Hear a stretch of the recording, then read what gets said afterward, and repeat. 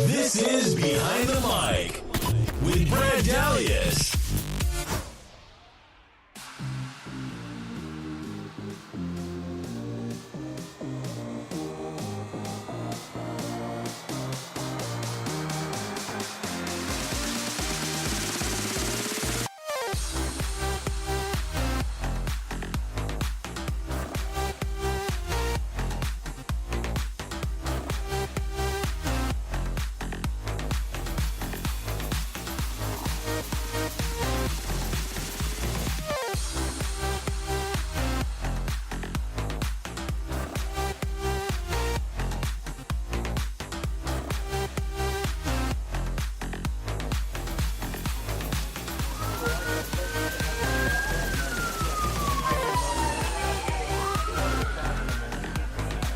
Behind the Mic, live from Grunion Sports Bar and Grill. Brad and Keith off and running on this final evening of February. Getting set to talk all about the world of sports. Lots to get into this evening, from the NFL Combine that's going on in Indianapolis this week to the competition committee debating some of the most highly scrutinized plays and catches and non-catches from the past several years in the NFL. Lots of discussion going on in the National Football League we have to get to this evening. You've got college basketball in full swing, just a little bit away from the tournament, just a couple weeks removed. We can't wait to break out the brackets like I mentioned last week. LeBron James sets another record. We'll talk about that one tonight as well. Lots to get into here, and like I said, it's one day away from March, Keith. One day away from March Madness unofficially beginning. My favorite time of the year. Exactly. Next to Christmas is March Madness, by far. Like I told you, Brad, you're going to see me with TV in one hand while I'm at home, an iPad in another, the iPhone in one hand, and another, on sitting down in front of the table, and the computer right there in front of me. I won't miss not one game. And look, and my thing is this: I told everyone, I said, don't bother me during March Madness. I don't care if the house is burning down, then you can come get me. But other than that, I don't want to be bothered. No phone calls, no nothing during March Madness. That's the favorite time of the year for me, and that's like next to Christmas, that is like my second Christmas. So I'm ready. The ready best to go. thing they invented was the March Madness app. Oh my gosh! Because you got the iPad, the phone. You can use the the selfie stick, or just any kind of to set up on your table, your desk while you're doing work. It's full with regalia. The laptop. It's great. I mean, nothing beats it. You got to go full throttle. And you know what else is great? Let me tell you what else is great. When you see the old timers too, when you go to like bars and they got their newspaper out and they got the games and they're marking which ones they like. And yes. They're circling. I had this guy. I actually kept it. He had like 2 years ago. I was at a bar and he had a newspaper with all the scheduled games, and he had them circled, and he was like, oh, this team has a 1-point spread over this team, and he was just like really into it. And I was like, hold on, he was about 75 years old, just like hanging out and watching the games and stuff. Let me tell you, it's the favorite time of year for everyone. So here we go, baby. The madness is about to begin tomorrow. No question. Conference tournaments already underway in some of the mid-major conferences across America. Yep. It'll really get going next week. Keith, we were talking about off the air, Big 10, Big 12, Big East, all the big Power 5 and more conferences. So it's really coming down to the end. Great finish last night. I don't know if you saw it. North Carolina taking on Miami down there in Chapel Hill. Miami, what a great! I mean, this was so reminiscent. If you caught this game last night, of the Villanova North Carolina championship game from a couple of years ago, with the buzzer beater by Nova. The buzzer beater last night came from the Canes, and a great game down there. It's somewhat of a prelude as to come here. Of March. Let me tell you something. It's really scary on March Madness time, because you even see those teams that aren't even ranked are hanging in close. Like right now, Villanova's playing Seton Hall, and they're only down like 4 points right now. That's what I'm saying. This year is crazy. It's there's no clear favorite. It's go. What it is they call it. It's go time. Yeah. My coach said it best. He said this in the beginning year. He had this whole model. It was academics, basketball, and character. That was the 3 miles he gave us the whole year, right? When March came, he was like, we got to put academics second. It's all about basketball right now. Like, and that's what it's about. And, like, that's the thing. It's like, like, of course academics is always important. But when March came, it was like basketball first. And the same thing as you saw what Tom Izzo said today. He was like, look, I answered all your questions about this FBI stuff and everything, but now it's about basketball. I don't want no more questions except anything about basketball. Don't ask me anything else. Don't ask my team anything else. It's just about basketball. And you got to love it, man. I'm telling you, it's an important time of the year. It's contract time for some of these coaches, too. That's true as well. We'll talk about that tonight. The USA Today came out with rankings list today of some of the top paid college basketball coaches. It's very interesting. We'll get into that in a little bit. But it's true, Keith. I mean, this time of year, players coming together. It's like you said, it's go time, and there's so many different things at stake. And like we had mentioned a couple weeks ago, this is the greatest tournament in all of sports. Of course. Greatest tournament. It brings out the best in everybody. So we can't wait for it here on Behind the Mic. By the way, take us with you on the go. Download the official Behind the Mic app in addition to listening to us online at BehindTheMicShow.com. Another great evening here at Grunions, if you haven't been, over on Sepulveda Boulevard here in Manhattan Beach. It's been fun here in 2018 so far. They've gotten off to a great start, as a lot of other people have as well. So they're doing their thing here on Wednesday nights at Grunions as we speak. And a little side note, I had today, because I love my food, and I like Grunions Sports Bar and Grill. I love their food here. I had the chicken and bacon meal today. Wow, it was good. Is that new? I guess so. It's new for you. It was new for me, and it was it was so good. It tastes so delectable.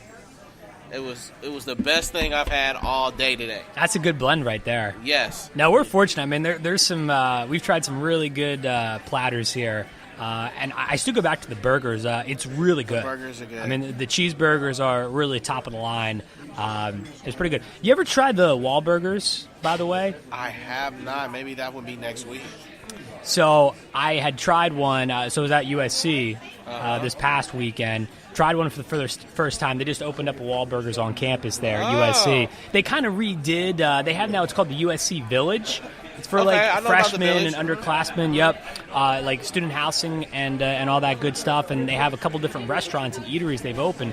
One of them is Wahlburgers. I never tried it before. I got to tell you though, top notch. Top notch, huh? Really, really good. Is it better than the burgers here though at Grunions? I don't think it's better than Grunions personally. They're very comparable. But it got me on talking about burgers in general. So there you go. If you come down here, they'd probably be Sports Garden Grill. Yeah. Go ahead and get that. I'm telling you, that grilled chicken, bacon, milt. It is the best. Or the burgers, like you said. Or the burgers, yeah. I mean, it's that time of year. Brackets coming out. As far as seating goes, they're all high seeds as far as I'm concerned. All the different food options. Yeah, I can't. It's going to be good. It's good. Let's get into some NFL talk now. This has been talked about in the last day or so in the world of sports. The competition committee, as I said at the top, is meeting this week in conjunction with the combine that's going on in Indy, trying to debate some of the most scrutinized calls or no calls, if you will, that have somewhat plagued the league in the last year or so. And one of those, we know, is the catch or no catch rule. In most cases, it's been a no catch. That's been the call in the field ultimately. But it's looking like, Keith, that they're going to do somewhat of an overhaul to this rule. Nothing's been finalized yet. Nothing has been set in stone. But it's looking like this is going in the direction of being a more simpler, more clear rule for everybody to follow, which is what everyone wants ultimately anyhow. I mean, this year was so... It was really disturbing to watch. Every game, you're like, well, that's a catch. I mean, how many debates probably that went on this whole entire season about a catch? I mean, it was ridiculous. I'm really glad that they're trying to really hash this rule right now. I mean, to me, a catch should be they catch the ball and they break the plane, or if they catch the ball 1-2 feet on the ground, that's considered a catch. That's it. Bottom line. What cares what happens if he falls on the ground and the ball moves a little bit? No, I don't agree with that. If he gets two, in college, you catch, you get 1 foot in, It's a catch. You know, and it should be like that in the NFL. 2 feet in, catch. That's how it used to be. That's 2 true. feet in, catch. That's a catch. Bottom line. Who cares if it hits the ground? He caught the ball. If he catches the ball in the air and it comes down, he hits the ground with the ball and the ball hits the ground, then who cares? It's still a catch. He caught the ball in the air. That should be considered a catch. So hopefully they can hash this rule and just finalize it, and we can get on and watching some football and enjoying football the way it used to be, not debating about catches and having every single TV network, everywhere you turn, they're talking about a debate about a catch. It's ridiculous. The thing that's got to change, and I think it's going to, is we can't have these long pauses and delays, and especially the commentators. We can't have commentators saying, I'm not even going to try and say what this is, what I just saw. Or, them being, former receivers being extremely confused when they're announcing a game.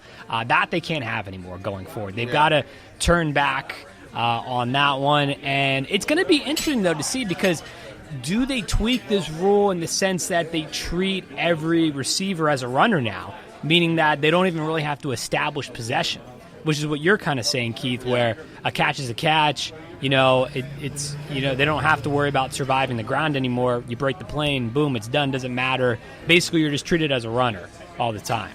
Absolutely. So you think that's what they should do? Yeah. I definitely think that's what they should do. Is if they catch the ball 2 feet on the ground, it's a catch. Bottom line, nothing more. Let's move on. Let's keep playing. It shouldn't be catch 2 feet on the ground. Oh, he still got to have control when he falls down on the ground, and the ball moves. And no, that's you're getting too technical with that stuff, man. It's just a catch is a catch. It's like in old school. Even when we're playing out in the yard with kids and they're throwing 3 flags up, you throw the ball, you catch it in the air, it's a catch. Even if you fall down, whatever, fall down, hit the ground, was simple. It still was simple. It's a catch. Let's make it simple as possible. That's how this game is played. It's simple. Everything else is simple. The quarterback drops back, he throws the ball to receiver. Runner back, hand the ball off, he runs, whatever. If he gets hit and the ball comes loose, that's a fumble. We know that. It's easy as pie. Not just they gotta make it do a better job of really hashing this rule. Now, hopefully they do. Hopefully they can finalize it and we can just move on and play football the way it's been played for years. Because that's one thing was killing me. Every game I'm telling you, every game we watched and we talked about, when there was some type of discrepancy, it was always involving a catch. It was. And that was everybody was talking about the whole time. We didn't talk about too many fumble. No, not this year. It was all about catches. I mean, come on. We got to do better than that. It's going to be interesting because the competition committee, they're agreeing on, if we go back in time, the Calvin Johnson no catch in that 2010 regular season game when I believe the Lions were playing the Bears at Soldier Field. Mm-hmm. They called it a no catch. The competition committee, they're in a unanimous agreement that should be a catch going forward. They're also in unanimous agreement that the Des Bryant playoff 2014 no catch should be a catch as well. I think we both would agree on that. Those should be catches. That one probably hurts the Dallas Cowboys the most. Yeah, that was tough. Because that year was the year that they really were going to make a run, I think. Yeah, that was really... that was a team that could have made a run until deep in the playoffs. Yeah, that was really Romo's last go of it. And that deep was in the playoffs. Deep in the playoffs, possibly Super Bowl. That was the team that can do it. So, for me... that really leaves a sour taste. And I know in a lot of those guys' mouth, man, now they're going to rule that as a catch. Can you imagine what Des Bryant is feeling? And they say, you better not rule that as a catch, right? If you rule that as a catch now, I'm going to go, it's going to be Twitter fingers all day. He's going to go off on Twitter. Yeah. I can see it. It's great. It's like the Tuck rule, right? How at the time it used to be a rule. I'm just talking with Raiders fans about that. It used to be a rule. Now they took it away. It's very it's very similar to how this could go down. But the fascinating thing is going to be the Jesse James catch, because this is one where it seems like it's split down the middle. Yeah. Half of people think that it is a touchdown. The other half says it's not. It really just depends if you take away surviving the ground. aspect of it. Yeah. That's really what it comes down to. But that's going to set the precedence because of how controversial and how close that was. That's really going to determine how this looks going forward. But again, if you look at it, though, let me tell you about that play. If it's ruled, my thing is this. If he broke the plane with the ball in his hands and he broke the plane, that's a touchdown. So now we're getting to the point, though, where we don't have to establish possession. He had possession, though. He caught the ball, he reached across the plane, and then when he fell, boom, the ball moved. So what about taking steps? But he already had 2 steps. He already had control when he took the 2 steps. He didn't. When he caught the ball, there was 2 steps on the ground, and he reached across. He caught the ball and I believe, if memory serves me right, he went to his knees, and then he lunged over, and then that's where it slid out. But he was establishing possession. So that's the thing is, how do we kind of maneuver this around that? If you look at it, though, again, he caught the ball. He's on the field. He caught the ball with knees on the ground, right? That's possession to me. He had the ball. He caught the ball on his knee, and then he reached over. That should be. He has possession. He's in there. If not, then it's not a touch. If it's not a touchdown, then it should be a catch. So I got you. So it goes back to that just break the plane, split second thing. Yeah. As long as it's in the hands. Their hands. It's good. It's a touchdown. Exactly. That's my whole thing. It just kills me that because think about the momentum. It's really unfair because if these guys are running full speed, they catch the ball, they get 2 feet in. And then they fall down. Naturally, when you fall, if you fall down, the ball's gonna hit the ground. How are you gonna be able to protect the ball as well when you fall down and you're going full speed? Just momentum wise, you're gonna reach out and no, you don't want to hurt yourself, right? So my whole thing is if you get 2 feet in the end zone and you're running off, why are we waiting for him to fall? And if he does fall, does the ball move? You get what I'm saying? Yeah. It doesn't make any sense to me. And the same thing with breaking the plane. It's in college, boom, you reach over, break the plane with the ball. That's considered a touchdown. Right? If you hit the ball hits the ground. That's different. A touchdown. It's different. They make it easy. And I think that's where the NFL messes up. They got to take a page out of the college. Don't be ashamed just because it's college football and you guys they're not superior to you guys. You know what I'm saying? They make things simple and easy. It should be the same way in the NFL. A lot of people are in agreement with those thoughts. Yeah. To me, one of the biggest problems here is consistency, right? I don't know if this would be as highly scrutinized as it's been if they were more consistent. You look through, obviously there was a lot of no catches, incompletes called last year. But, for example, Brandon Cooks with the Patriots early in the season when they played the Texans on a Sunday late afternoon, they called it a touchdown, but the ball did not survive the ground at the end, but yet it stood up. You look but he got 2 feet in. But didn't survive the ground. That's the thing. And that's my point. And how they currently have it laid out, it should have been an incomplete pass. That's just one example. You look to the Patriots Buffalo Bills game towards the end of the regular season. Yeah, the Calvin Benjamin one. I mean, how is that not a touchdown? Yeah, that one, Stu, blows my mind. I agree to that. I agree. That was to me. That was a touchdown. That's what I'm saying. Where's the consistency? Yeah, it's just that's the biggest thing. This actually, and that's what I'm. You know what I'm thinking. Just think on that. Just to touch on that. Yeah, it's because they're thinking too much. They're making it too technical. Guys, they have instant replays. They go to videos and they'll take 2 to 3 minutes examining a video if it's a catch or not a catch. And you know why it's so tough? You know why it's taking them forever? Because nobody has a real definition of what a catch is. They've made it so difficult, and they made it such a debate that even it screws with the referees and how they even ref the game now. Because they're like, well, I'm going to get flagged back if I don't call it this way, or is this a catch? One of their one of their maybe team staff members, they say that's a catch, and one ref say, well, that's not a catch, and they're debating against going back and forth instead of just coming to an ultimate decision. So I think you got to make it simple, you got to make it easy, and that's I think the number one thing they need to do before the season starts next year. And hopefully they get it done. Hopefully this gets it done. That what is a catch and what isn't a catch.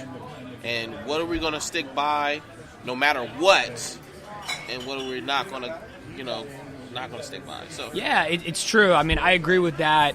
I really wish the NFL would go back to the refs calling it on the field, because this past season they deferred to New York, the NFL head offices, and you had Al Riveron, the senior vice president of officiating, making the final call. That was the case for every NFL game this past season. So I actually thought, to me, I think that only added to the confusion, because he was making all of it. So it's different when you're actually at the stadium compared to when you're, in an office building in a totally different city, maybe in some cases on the other side of the country. I think that's part of the problem. But yeah, to me, it comes back to consistency. If these calls were more consistent, this would not be as big as a problem as it has become. But yeah, they have to come to a compromise. I think that's the key here, is they have to come to a compromise on something. Either you get rid of the surviving the ground aspect, or you compromise on that and basically just treat everyone as a runner, to your point, Keith, where basically all they do is, if it breaks the plane, it breaks the plane. Then it's a touchdown. Yeah, I mean, there's got to be somewhat of a compromise. It definitely has to be a compromise, but hopefully they can hash this. They can sit around the table, they can hash this, because I think it really takes a toll on fans in watching the game. Oh yeah, it does. It has. And for myself personally, that's just one thing that really irks me, is I'm sitting here watching a game, and then I get text messages called, "That's not a catch, that's a catch." Who cares? Like, I'm like, and it's tough. It's like whatever they call, whatever they say. Then if the naked eye, in the naked eye, you see it, and they catch it, shit, it's a catch. Leave it alone. Like, I think you can't go by just, they get too technical with all these cameras and things like that. I just hope they can figure it out, man, because it's frustrating watching the games. Well, and that's where technology has almost become somewhat of a detriment to the process, because you can make the case there's too much of it. There's a little bit too much of the technology, and that's why a sport like baseball, for example, has somewhat hesitated to go too much on the technology side. It's why it took them forever to get somewhat of instant replay, and we know now they only have it for home runs and on the base pass. So there's been somewhat of a technology overload, and you're right. I mean, we've just gotten so fixated with looking at it from 10,000 angles and trying to decipher, is there a speck of white on the out-of-bounds line, and just all these close things. But, yeah, it's just taken away from the simplistic, straightforward nature of the game. Football is a sport that is made to be played at somewhat of a quick pace, and it's very natural, right? Exactly. It should be very natural going, and we have to get back to that. Yeah. We really do, and I think they will. Yeah, I think at the end of the day, something will, the verdict will come out, some final verdict will come out, and they'll stick with that, and they can just move on and play, because I think it has to do with their ratings, too. Their ratings went down, too. I think that's the problem. When you get too involved in stuff, people start to get disinterested in what's going on, especially like entertainment and watching games and things like that. And people don't want to think that much. They just want to watch the game and play. And I think it's even like that. Like, I think even in the NBA, that's why they had to let up on even some things they were like rules they had going on. Remember when Kobe and all that, with the technical, if you look at them a certain way, they were throwing the refs a certain way, they would tee you up and stuff, just off of a certain look off of you. And it was like, well, that's emotions and stuff like that. Yeah, exactly. And they would tee you up right away and stuff, and they had to ease up on that, because it was taken away from the game. It was just like, what do you want these guys to do? Remember? And then on top of that, the celebrations. Remember they were going back and forth with the NFL with the celebrations. That was dumb. That was really stupid. So, and then they let up on that and say, no, we should definitely have celebrations. So, hopefully they can take care of this passing rule of what's a catch and what's not a catch. And I think like you said, I think they will. But I bet you it's going to be a debate in that room for a while. It will be. You got to let the players play. Yeah. That's what it comes down to, I think. That's the end of the day. Now, one rule that they're debated this week, but indications point to that they're not going to change, is the NFL pass interference rule, defensive pass interference.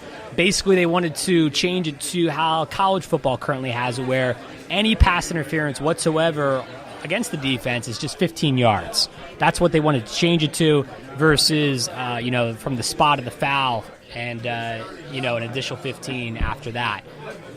This is one that I like how the NFL has always had it. I wish college football had the NFL's rule in that sense. I don't think they should change this one. Yeah, because I mean, if they're going to change it, I agree with you, because if they're going to change it, I mean, guys are going to be, they'll be like, okay, fine, if I'm getting beat by a guy 30 yards down the field, I'll pull him because it's only going to be 15 yards. Yeah, I totally agree with that. That's, to me, it's unfair, and it's an advantage for it's more of an advantage for the team that's winning, maybe winning by 1 point or so like that. Yeah. Because a smart coach or someone like Belichick says, just go ahead and pull him. Like, we're just going to get 15 yards until they get another crack at it. You know what I'm saying?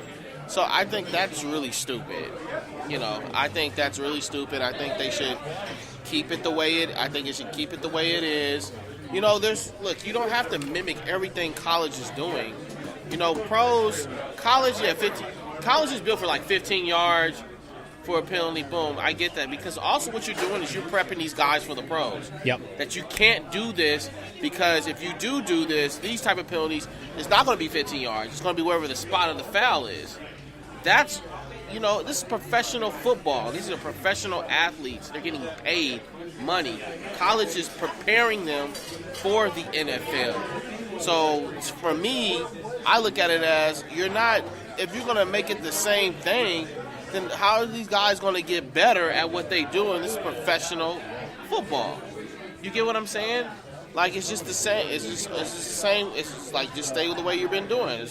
No, that's how you practice bad habits, and that's not good. So I totally think that the rule, I think if they do change that rule, that's a big mistake. That's a huge mistake on their part, and hopefully that won't. It looks like it is going to be changed, but that's really... No, it's not. Well, it's not. Indications are that they're not going to change it. Okay, well, I think... That could change, but it looks like as of now, at least for this year coming up, it's going to stay the same. Yeah, they have to keep it, though. They have to keep it that way. You got to keep it that way. Because... And I think players do and coaches do. This seems to be more of a maybe something that was thrown out there by some of the owners, potentially, who are on the competition committee, I may add. John Mara is one of them, the Giants owner. And there's some others as well who are on the competition committee. But to me, it seems to be coming from that area. Those are the guys who, for whatever reason, sometimes they just want to throw things out there and see if they stick. It's usually the people who aren't winning. Well, Let's just say it. Well, they're not winning right now, so they want to do whatever they can. I was going to say, they're not part of the action as far as the players and the coaches down in the field. Winning. I mean, some people try and change anything to get in the win column, whatever it may take, right? Exactly. They're not winning, so they want to go ahead and put some, try to do something where they can get an advantage of getting close to win or something like that, what can help them out. I don't agree with that, no. You're getting too involved now. It's just like, look, you don't need to be... what kills me about the NFL and stuff? They change rules every year. Yeah. It's always like somebody wants to get involved and start changing stuff. And it's just like, man, this would never have happened. They just keep stuff the way it was in the beginning. And some of it's been good. Yeah, some of it's been good. But like, for example, I like the 33-yard extra point.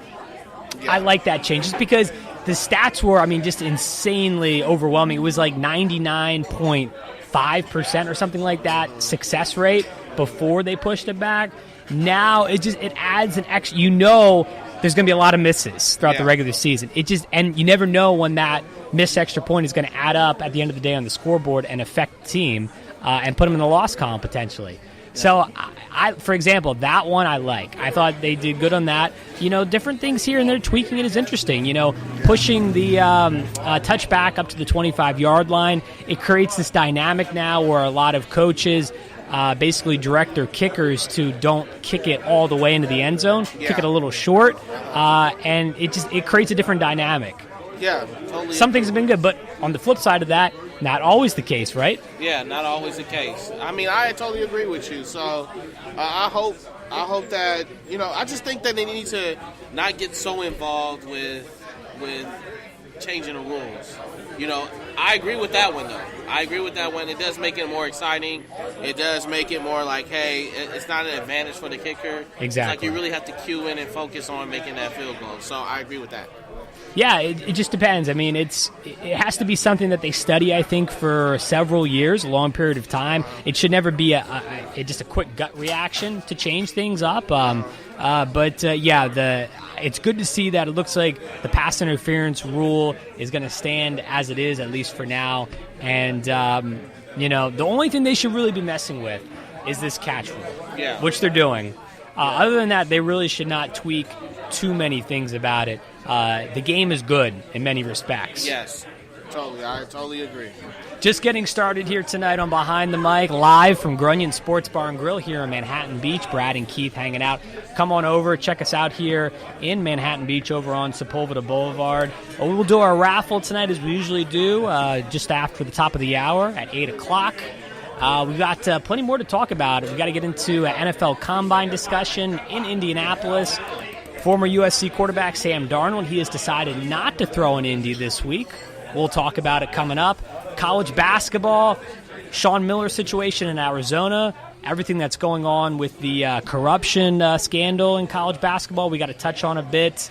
And LeBron James breaking a new record last night, setting a new record across the NBA. We'll get into that as well. We're back with more after this. We all come together and stand together to serve our veterans. We invest in the latest technology. We take the time to train the next generation of doctors and nurses. We work together to make sure we heal their bodies and their minds. This is our mission. More than 300,000 of us working as one, together with families and loved ones. No matter where they live in this country, we'll be there. We stand strong, united. Stand with us in caring for our veterans. It took me a long time to be able to say Chandler has cancer, because that is such a scary word. St. Jude takes care of absolutely everything. And knowing that we don't have to pay for all of the medical expenses, that's huge. St. Jude allowed me to focus on being a mom to Bryce. And sometimes I'm just in awe of the impact St. Jude has, not only on this community, but the world. St. Jude is uniquely positioned to advance the cures of pediatric cancer, I think better than any other institution in the world. The contributions make a big difference. Donors are important to us because you get the feeling that you have a team behind you. We have the resources and we have the focus. And so if St. Jude doesn't do it, who will? St. Jude Children's Research Hospital. Finding cures. Saving children. Learn more at stjude.org. Hey there. What's up, bruh? Hello. Aloha. Hey, y'all. Hey. Hola. Hi. It takes a lot of voices to create the sound of us. The Y welcomes all of them with open arms. From career readiness to safe spaces, the Y is there, no matter who we are. Now, more than ever, they need your support. Donate to your local Y today. The Y, for a better us. Read by members of the Y. Hi, I'm Danica Patrick and proud aunt. Watching my nieces grow, play, and learn is amazing. But not every child gets to be carefree. 1 in 6 kids in the U.S. are hungry. 1 in 6. That little girl sitting alone at the playground, she can't play like the other kids. She doesn't have the energy because she's hungry. School lunch will be her only meal today. It breaks my heart that this is the reality in our country, but it's something that Feeding America is working to change. Each year, the Feeding America network of food banks rescues billions of pounds of good food that would have gone to waste. This food is then provided to families and children in need. Being a kid should be about using your imagination, learning, and having fun. These children shouldn't have to miss out on simply being a kid because they're hungry. To find out how you can help end childhood hunger in your community, visit feedingamerica.org. Brought to you by Feeding America and the Ad Council. Everybody buckle up. Buckle up. Let's go. Buckle up. Can we go to the store? Mom, buckle can we get up. some ice cream? Everybody, buckle up. A lot goes on in the car, but you're in control. So only move when you hear the click that says they're buckled in. Never give up until they buckle up. Learn more at safercar.gov/kidsbuckleup. A message from the National Highway Traffic Safety Administration and the Ad Council. You're listening to Behind the Mic with Brad Dalius.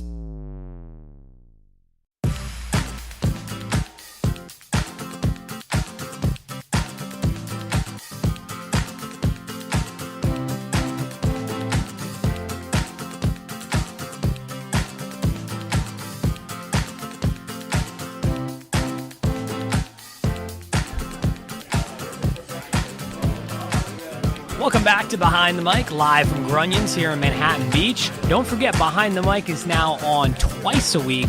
Not only are we here Wednesday nights as usual at Grunions, but we are also now at Kings Cove over in El Segundo on Thursday nights as well. Wednesday nights here, Thursday nights over there in El Segundo. We started that last week. We're back at it again this week, and just another night to hear Behind the Mic as well now, and two great spots here in the South Bay. Of course, you gotta love it. I mean, like you said, in a great atmosphere. Yeah. At both spots, but it's also, like I told you earlier before, a great opportunity for even Behind the Mic. I mean, it's people out there listening, and they want to definitely hear us, and they love the raffles. Yes. That's a good thing. So, we love you guys. So hopefully you guys continue to watch us and listen to us and win some prizes. And come visit us at those two places. We always welcome everybody. We always have a great time chatting, as you've heard during our segments here with our raffle winners. We always get into a topic. When you think we can't talk about something else, we usually do. There's usually something new that comes up, so it's always a good time. Speaking of good times, the NFL Combine, do people really watch this anymore? No.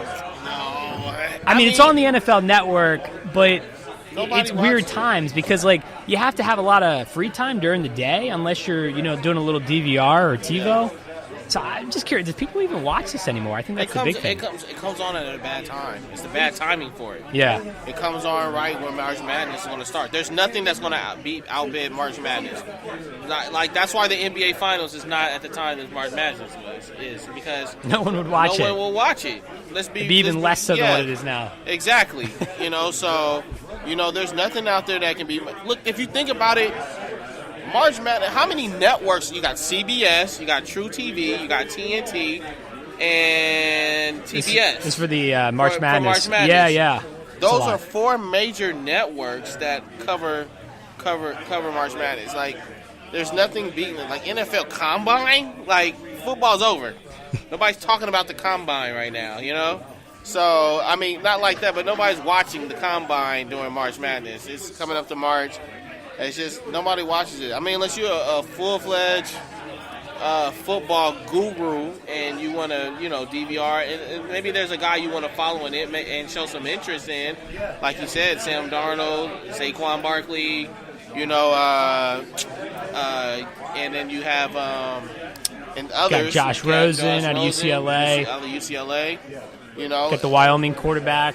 Exactly. Oklahoma's quarterback. Baker Mayfield.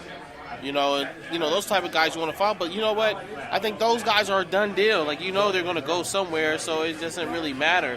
And I think it really hurts them if they start going. I think those top guys, what is the point of them going to the Combine? They're going to get picked up early. And why would they do that? That's going to just hurt their draft chances. You know what I mean? I think it's more for those guys who don't really, that get it, that are on the borderline, and they can make it, how, in terms of their draft ranking, where they're going to be at. That's probably, it would help them. But for someone like a Sam Darnold, a Baker Mayfield, Saquon Barkley, those guys are going to be first rounders and this and that. Why go to the Combine and risk your draft pick, draft choices or ranking? I disagree with that because I have a lot of questions for Sam Darnold, which we can start with. Okay. I do have a lot of questions about him and his accuracy and, his ability to, once he gets hit, number one. You know, He's not going to get hit in the combine. Not going to hit in the combine. I'm just saying down the line. These are just questions I have about him in general.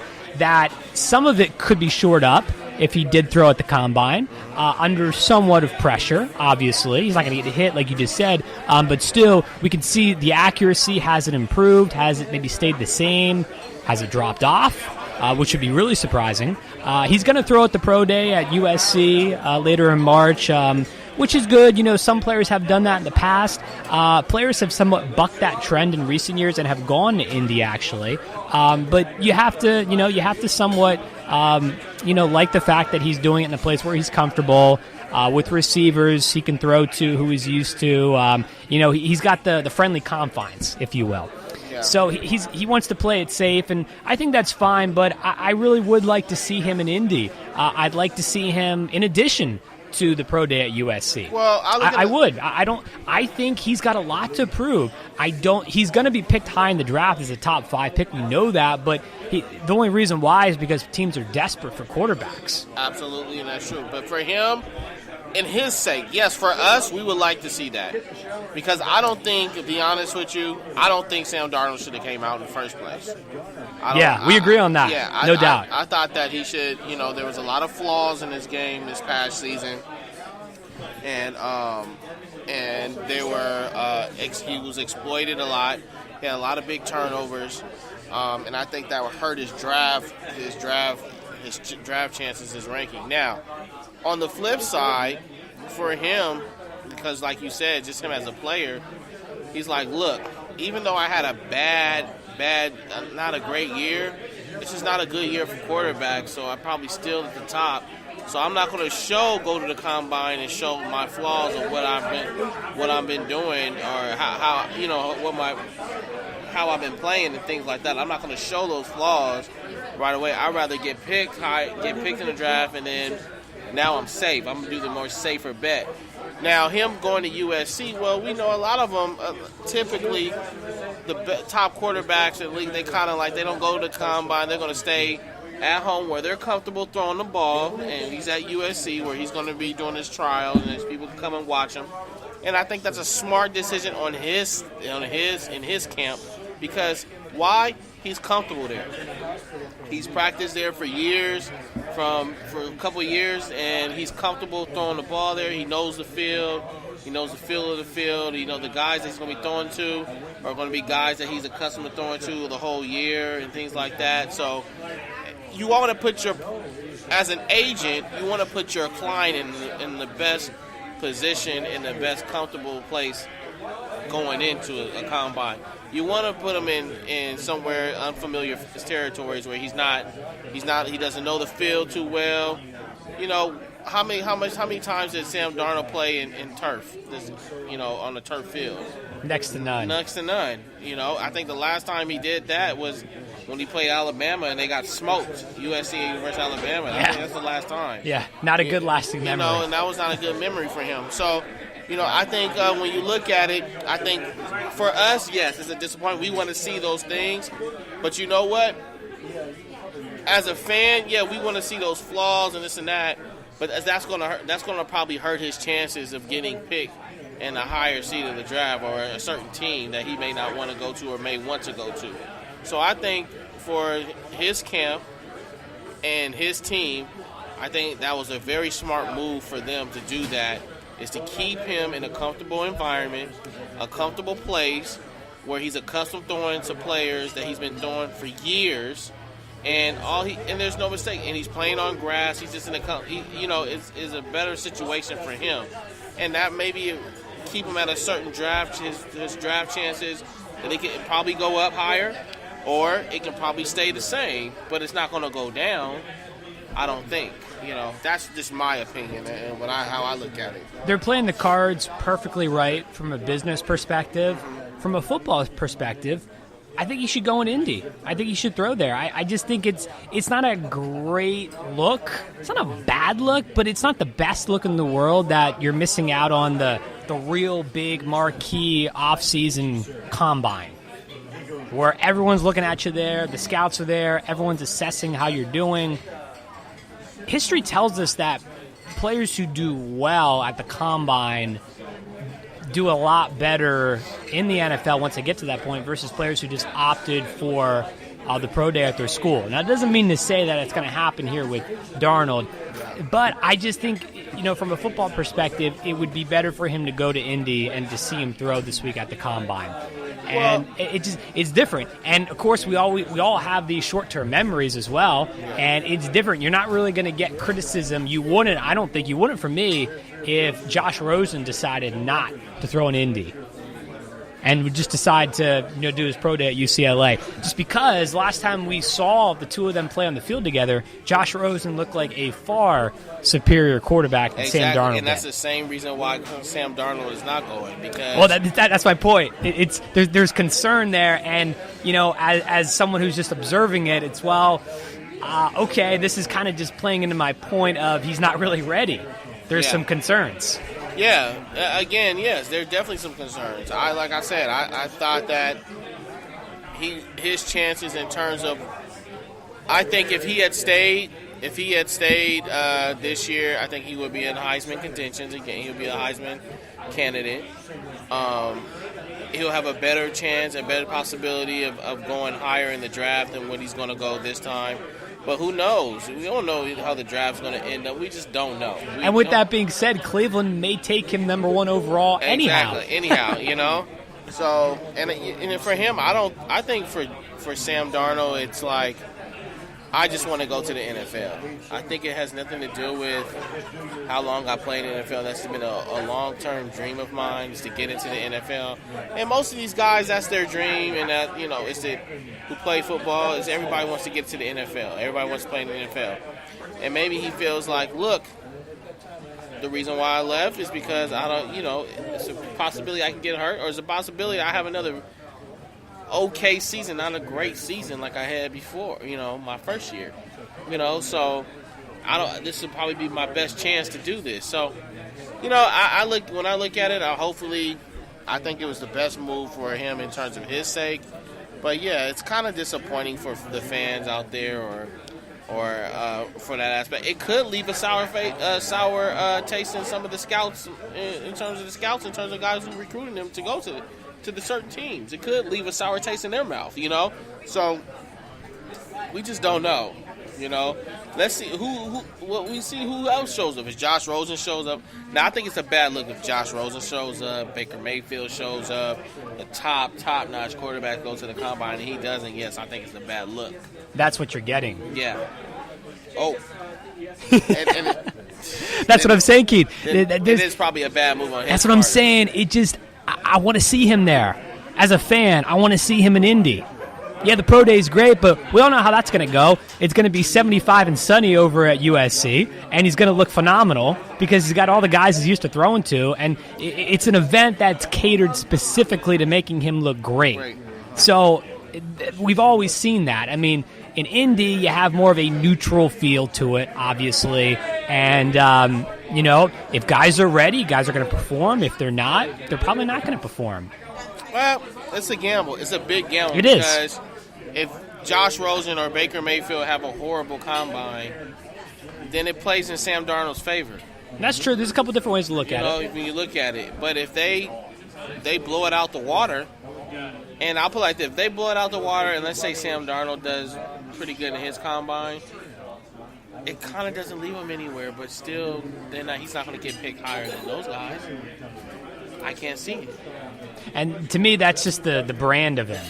The brand of USC, UCLA for Rosen, and it'll just be, playing it well. And, the people who are representing him along here, like I said earlier, from the business perspective of it. And, you couple that with the fact that teams, as I said many times, are just desperate for a quarterback, i.e. Cleveland, would just take him anyhow, regardless of how he looks. So a couple guys I want to talk about, though, who will be in Indy.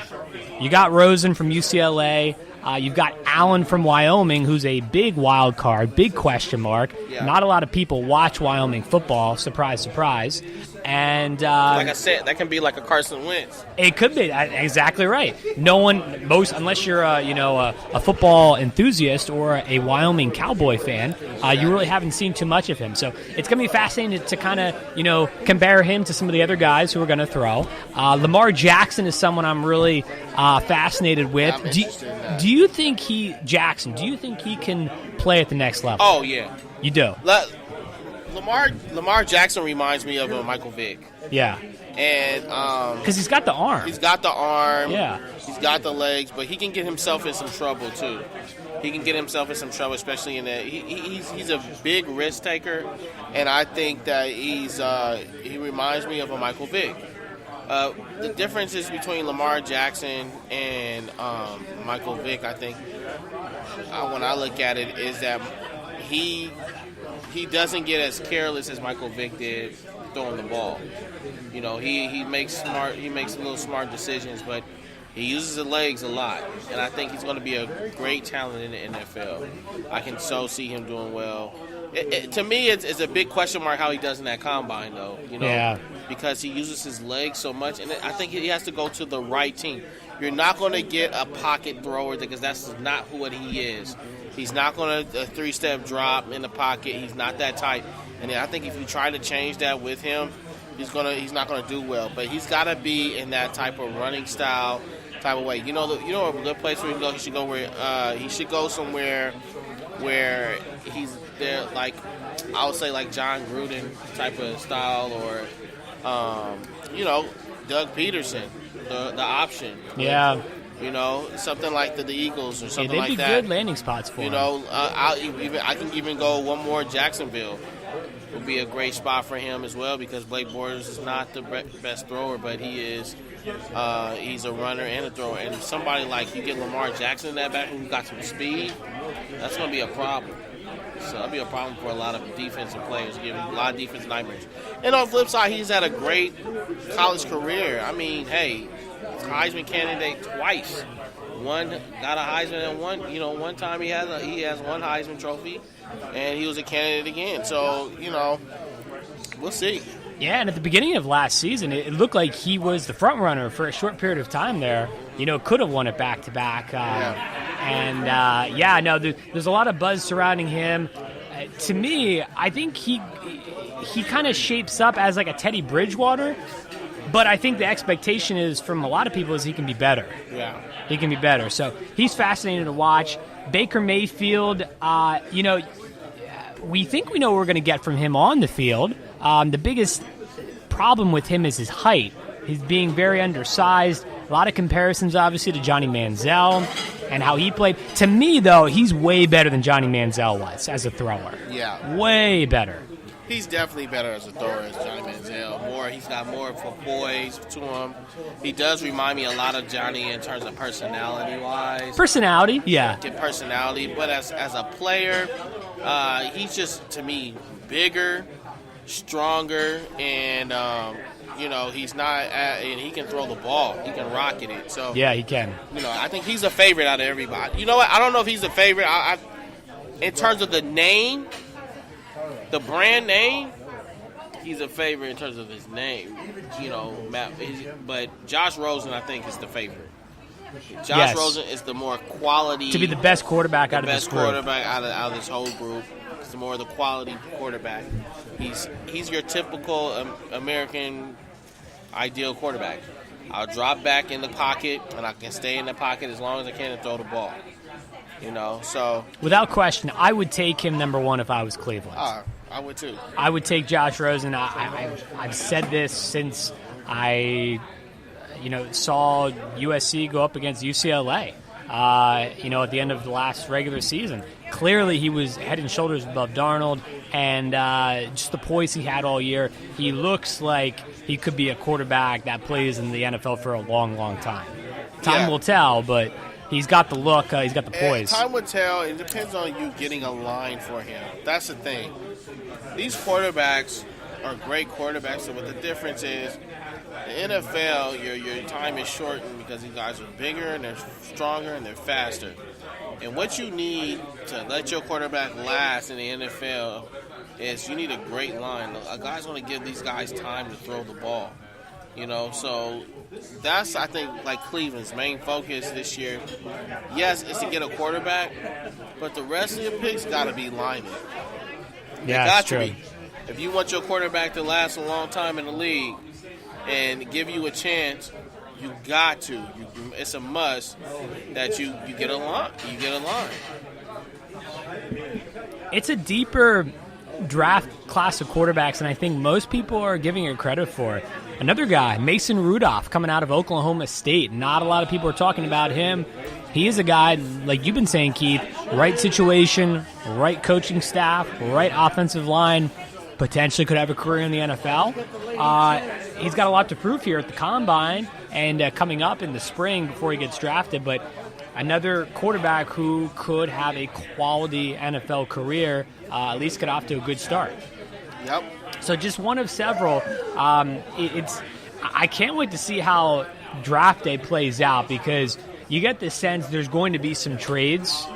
There obviously is some teams who this is a make it or break it type of pick. You have the New York Giants picking 2 overall. It looks like Eli Manning is coming back. That would, what do they do though? Do they draft because they're going to need a successor? Or unless they want to roll with Davis Webb, a lot of people think they're going to draft Saquon Barkley maybe. They got to get a running back. They got to get a running back, and they got to get a line. They got that. I mean, for the Giants, you got to get a. I say this: you can get a running back, but the most important thing, I think their biggest problem was the line. Yeah, they couldn't throw the ball. It was bad. So I think if they had to choose between a running back and a lineman, they should go with the line. They got to have their line stronger. And again, if they're going to keep Odell Beckham, then, I mean, I just personally think they should trade him. I think you should go with Sterling Shepard and go get an established running back. Go out there and get an established running back who's a veteran running back who's young, that can really get, that can give you some quality runs. I look, the Eagles are going to have to give. They got 4 great running backs. They got to get rid of one. They got Jay Ajayi, they got LeGarrette Blount, they got Clement, and they still got Darren Sproles, who was hurt. That's right. People forget about him. You forgot about him. You got 4 great. They can't keep them all. I would go after one of those guys. I wouldn't give an Odell Beckham for none of them, but I would definitely trade Odell and get a 2-for-1 for that. And you can go with Sterling Shepard, and you got some good young receivers that are pretty good. So that's my thing. Go for a line. Let Eli Manning. Let him be great the way he is. He's a great quarterback. He's going to last a long time in his league. If you're going to keep him, my whole thing is if you're going to keep him, get him a line. But you think the Giants should take Barkley 2 overall? The Giants, I would say this. Versus a quarterback. Versus a quarterback? Oh, absolutely.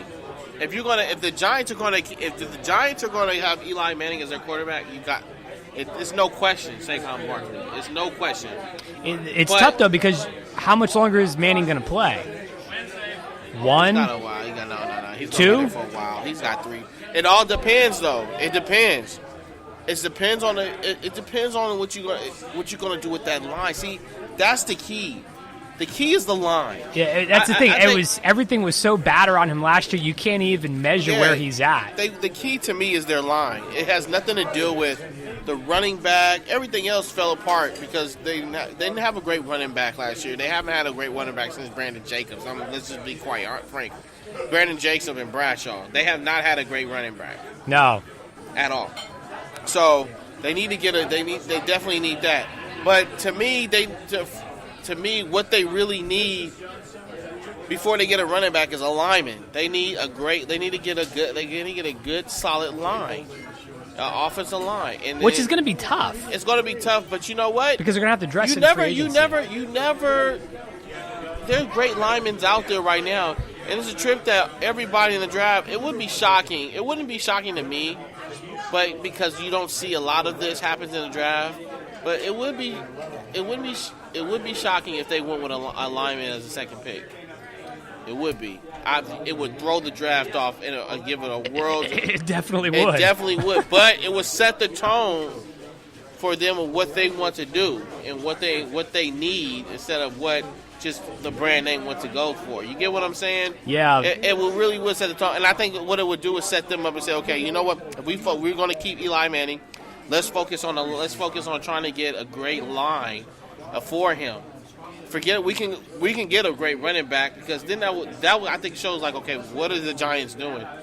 Are they going to make a trade for a receiver to get a good running back? That would be something they would possibly do. You know, so looking at it, I would try to go the route. I would throw that little wrench in for people where it just throws them off a little bit. Like, hey, something's going on over there in New York. If Eli Manning's going to stay, I say they should go with an offensive lineman and get a better line for that guy so he can throw the ball. Let him do what Eli does best. And what does Eli do? He throws the ball. It's not handing the ball off. That's right. You know, he's about throwing the ball, throwing it downfield. Give that man some time. If that was the case, Davis Webb would start every game. Exactly. I totally agree. I think they need to get a line, offensive line for him. I think they need to trade Odell Beckham and get a 2-for-1, and they can go get them a running back. They can get them probably two great running backs for Odell Beckham. And then you go with Sterling Shepard as your main receiver. Brandon Marshall will be probably on his way out anyway, so you probably can get a year out of him. But Sterling Shepard's your man, and then you got some great young receivers who Eli Manning started to groom. Like, why get those guys more reps in? It's about time. I think this will be a great move for them. So we'll see. If you're going to keep Eli Manning, they need to go for the offensive line first. And they're definitely going to keep Manning. There's no question about that. And you seem to think, Keith, that he's there for the long run versus the short run. Yeah. And that would play into the hands of drafting an offensive lineman or a running back. And the offensive lineman, though, you're right, though. It's got to start with the philosophy. Yeah. And that's how you build it up front with the offensive line getting it right. And you can draft a guy and then really a lot of these guys just need to be coached up. Yeah. They need a whole, and which they're going to get. It's going to be a whole new slate wipe clean from last year. And, just see what they have. But offensive line or Saquon Barkley, I think that's what you're looking at. Yeah. Probably not going to draft a quarterback just because of where they're at with Manning coming back. And the indication is obviously if he has good offensive line protecting him, if he has consistent weapons and not a drama queen at receiver, he's probably going to still be playing at a high level of quarterback play. I agree with that. And let's be honest, quite frank, a quarterback, since when have we seen a quarterback starting right away coming into the NFL? I mean, except for what we start with the Browns every year. They draft a quarterback and he starts right away. Other than that, you don't see that happen. Deshaun Watson had to earn his. He earned his spot, in terms of the Houston Texans. You're saying players that have to earn it. In terms of earn it, instead of just walking in there to start quarterback. So Andrew Luck, when he came out right away, would you say he earned it, or they just handed the keys to him? Oh, he earned that. He had to earn that. Okay. Yeah, he had to earn that. But because Eli Manning was hurt, and then he kind of went in. But I'm talking about right out the gate, they started. Yeah, Cleveland. Yeah, that was it. That's basically it. Yeah, most teams don't do it. Most teams don't do it. So it's like, don't waste your time trying to go draft a quarterback. I mean, I get if you desperately need a running back, but running backs come and go, man, in the NFL. They do. It's true. Barkley is going to be interesting because he has the ability to be a pass catcher out of the backfield, and which is rare still in a sense, and teams need that. But you're right. I mean, running backs are a dime a dozen. It's so different, from one year to the next. Teams can do it with one guy and then with someone else. Jay Ajayi and LeGarrette Blount, there's about 10 or 15 of those guys to go around. So it is different. It's a different era with running backs. It's become such a passing league that you can get away with not having a great power back out of the backfield. It's going to be fascinating to watch. Cleveland with 2 picks in the top 5, picking at 1 and then again at 4, in which they got that pick when it was traded to them from Houston in the Deshaun Watson deal last year on draft day. So Cleveland picks at 1 and then again at 4. So many needs for them, obviously, outside of quarterback. What if it gets to the point where, let's say Cleveland picks, let's say they pick Sam Darnold number 1, and the Giants decide to go with an offensive lineman, Keith, and Indy, who's their top need, they need linebacker help like yesterday. Saquon Barkley maybe drops down to 4 to a Cleveland. So it's very, very interesting to see how this all plays out. Then you have Denver at 5, and so many needs. I mean, just there's gaping holes on all of these top 10 teams who are going to pick in the top 10 of the draft, and there's just so much to dissect with it. San Francisco obviously is set at quarterback. We know that. Yep. They need to get some weapons, though, for Garoppolo. Yeah, they got to definitely get some weapons from Garoppolo. And Garoppolo's going to be their man. And they say, my thing is like when you start looking at the combine and the draft and stuff, and you've got an established quarterback, a young quarterback. They just got the quarterback they wanted and need. They just paid him a lot of money. You got to make sure he's protected. That left tackle is probably the most important thing.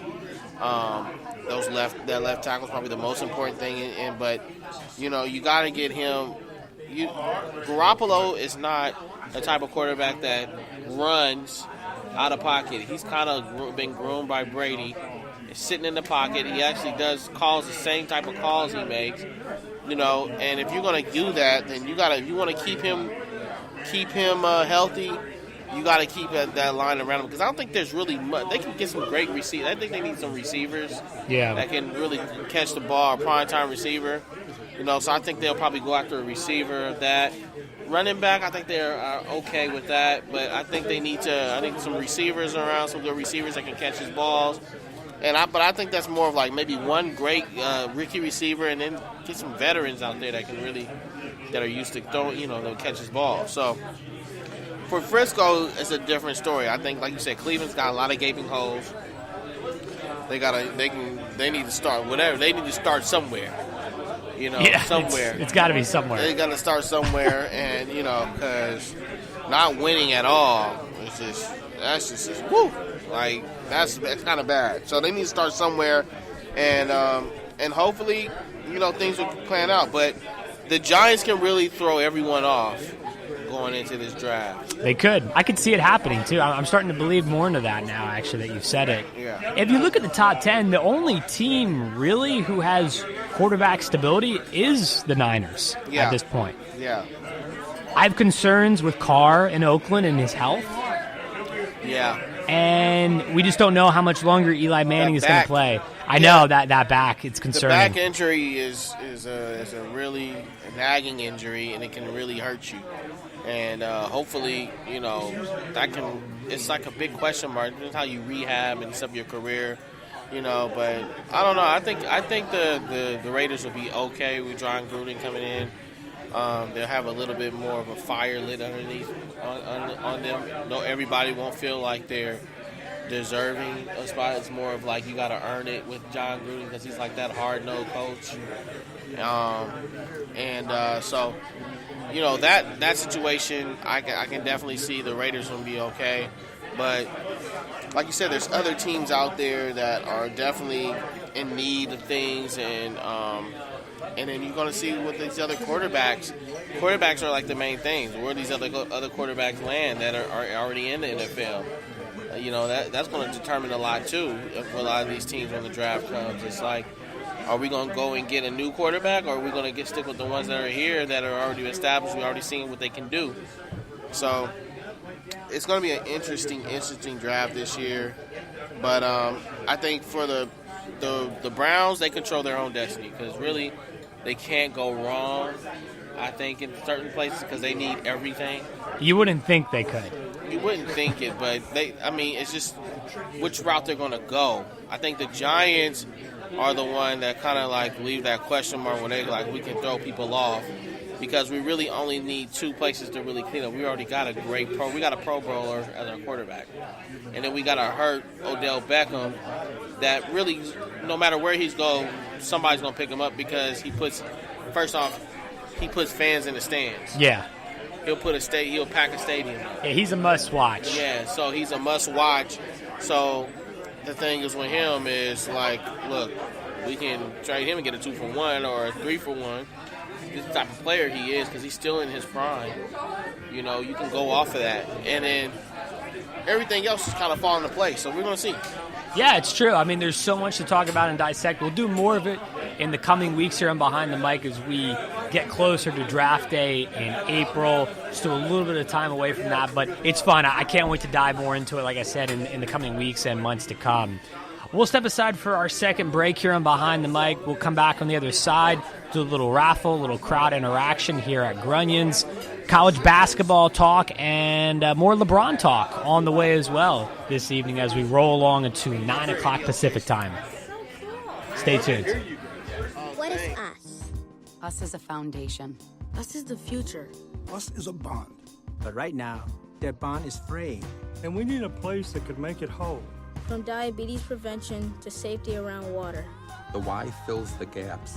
And bridges our divides. But they can't do it without us. Donate today. Because where there's a Y, there's an us. Read by members of the Y. The Y, for a better us.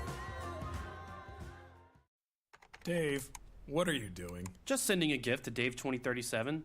Who? Me in the future. I save a little money from every paycheck as a gift to Dave 2037, so he can spend it on things like anti-gravity boots or a hologram Doberman, something cool like that. I think Dave 2037 deserves it. He worked hard. What are you getting Steve 2037? I guess I was thinking Steve 2037 would just fend for himself. Well, all right, but don't expect to be borrowing my anti-gravity boots. You want to have money in your future? You got to start saving now. Putting some money from every paycheck into a savings account or contributing to your 401k can make a big difference later. Put away a few bucks, feel like $1 million. For free ideas and easy ways to save, go to feedthepig.org. That's feedthepig.org. Hey, let's just hope Steve 2037 doesn't get his hands on a cold time machine, because he is going to come back here and knock some sense into you. This message brought to you by the American Institute of Certified Public Accountants and the Ad Council. We're here early before they wake up. We stay late. We stay informed. We invest in the latest technology. We take the time to train the next generation of doctors and nurses. We work together to make sure we heal their bodies and their minds. We do this not because it's our job, but because this is about our veterans' lives. This is our mission. More than 300,000 of us working as one, together with families and loved ones. No matter where they live in this country, we'll be there. We all come together and stand together to serve our veterans. We stand strong, united. Stand with us in caring for our veterans. I'm more resourceful than I thought. My suit can still make an impression. My video games are still game changers. And my lamp can bring others a bright future. Because when I donate my stuff to Goodwill, it helps fund job placement and training for people right in my community. Now my stuff gets a second chance. And will give someone in my community a second chance too. Goodwill. Donate stuff, create jobs. Find your nearest donation center at goodwill.org. That's goodwill.org. This message brought to you by Goodwill and the Ad Council. This is Behind the Mic with Brad Dalius.